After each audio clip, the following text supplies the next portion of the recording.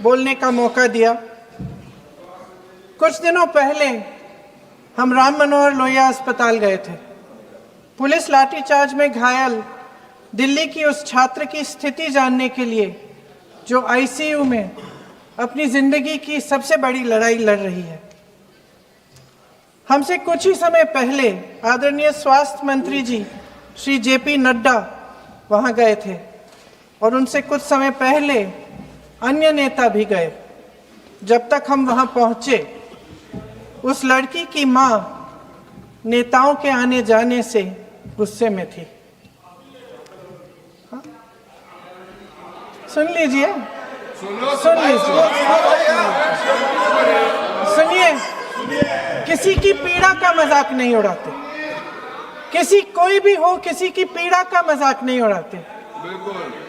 आप संसद में बैठे हैं, निशिकांत जी आप बना रहे हो। जब तक हम वहां पहुंचे, उस लड़की की मां नेताओं के आने जाने से गुस्से में थी। किस लिए आए हो? उसने आईसीयू के दरवाजे के बाहर खड़े होकर हमें पूछा। हमारे सामने कांपते हुए हाथ जोड़े कहने लगी कि धन्यवाद, आप आए हैं, ठीक है, मगर मुझे किसी से नहीं मिलना, मुझे किसी से बात नहीं करनी।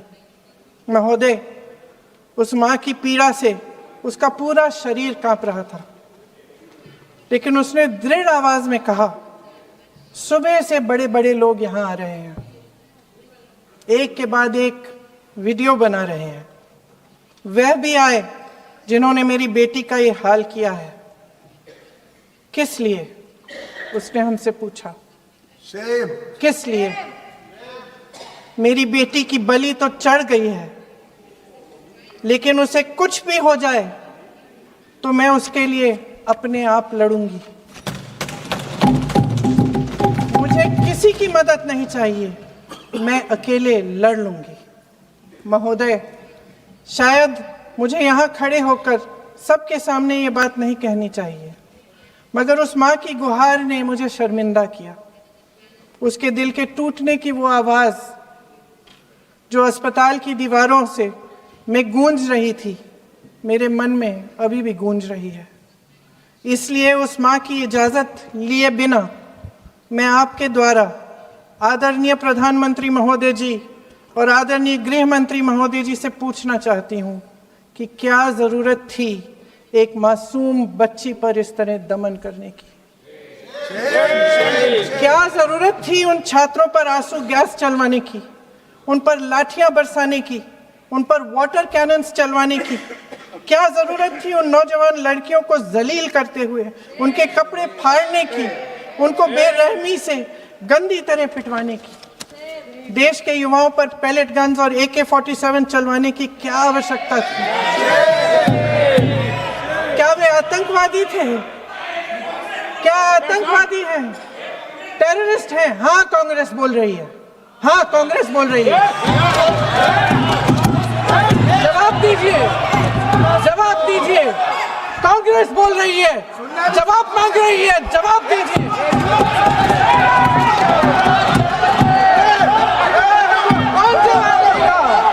कौन जवाब देगा? गृह मंत्री जी जवाब देंगे। किसने ऑर्डर दिया? किसने ऑर्डर दिया पैलेट गन्स चलाने के लिए? किसने ऑर्डर दिया? आपके माध्यम से मैं पूछती हूँ अध्यक्ष महोदय, किसने ऑर्डर दिया? प्रधानमंत्री जी ने दिया? गृह मंत्री जी ने दिया? जवाब देंगे? पूरा देश पूछ रहा है, सिर्फ कांग्रेस पार्टी नहीं पूछ रही है, पूरा देश पूछ रहा है। अध्यक्ष महोदय, देश के माता पिता पूछ रहे हैं, छात्र पूछ रहे हैं, अध्यापक पूछ रहे हैं, पूरा देश आज ये पूछ रहा है। और आपकी जिम्मेदारी बनती है कि आप इस सवाल का जवाब दें। क्यों डरते हैं आप इस देश के नौजवानों से? क्यों डरते हैं आप इस देश की बुलंद आवाज से? और उस आवाज को दबाने का हक आपको किसने दिया है? महोदय, ये सदन यहाँ बैठे हुए सांसदों की जागीर नहीं है, ये इस देश की अमानत है। यहाँ बैठे हम सब इस देश की जनता, इस देश के युवाओं, बुजुर्गों, गरीबों, अमीरों और सब धर्मों, सब वर्गों के देशवासियों के सेवक हैं। हम उनके प्रतिनिधि हैं और ये सत्ता हमें उन्होंने ही दी है। इस देश का संविधान हमारी सर आंखों पे, इस देश का लोकतंत्र सर्वोपरि है।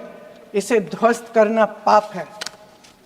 यह करोड़ों जनता हमसे सिर्फ एक चीज मांगती है, जवाबदेही। इंग्लिश में इसे अकाउंटेबिलिटी कहते हैं। हमें सत्ता देकर, हमें यहां तक लाकर सिर्फ उसकी ये गुहार है कि जो हम करें उसकी भलाई के लिए करें, और अगर उनके साथ अन्याय हो तो हम उनके प्रति जवाबदेह बने और उन्हें न्याय दिलवाएं। पिछले दिनों हजारों बच्चे सड़क पर उतरे। उन्होंने अपनी पीड़ा व्यक्त की। गांधी जी के दिखाए हुए रास्ते पर अहिंसा और सत्य को अपने दिलों में रखते हुए, गाते मुस्कुराते हुए शांतिपूर्वक प्रदर्शन किया। लोकतंत्र के सबसे पवित्र सिद्धांत के तहत उन्होंने अपनी आवाज उठाने का अधिकार कायम किया। ये उस भारत के बच्चे हैं जो गांव में रहते हैं, जो महानगरों में रहते हैं, जो छोटे कस्बों में, छोटे शहरों में रहते हैं, जहां माँ अपने गहने बेच देती है, पिता अपनी जमीन गिरवी रख देता है, एक परिवार अपनी पूरी जिंदगी की कमाई बच्चे के सपने पर खर्च देता है। और अब उन्हीं बच्चों को लगने लगा है कि आज इस देश में मेहनत से ज्यादा बेईमानी मायने रखती है, मेरिट से ज्यादा पैसा मायने रखता है। तब सिर्फ एक छात्र नहीं हारता, उम्मीद हारती है। इन परेशान बच्चों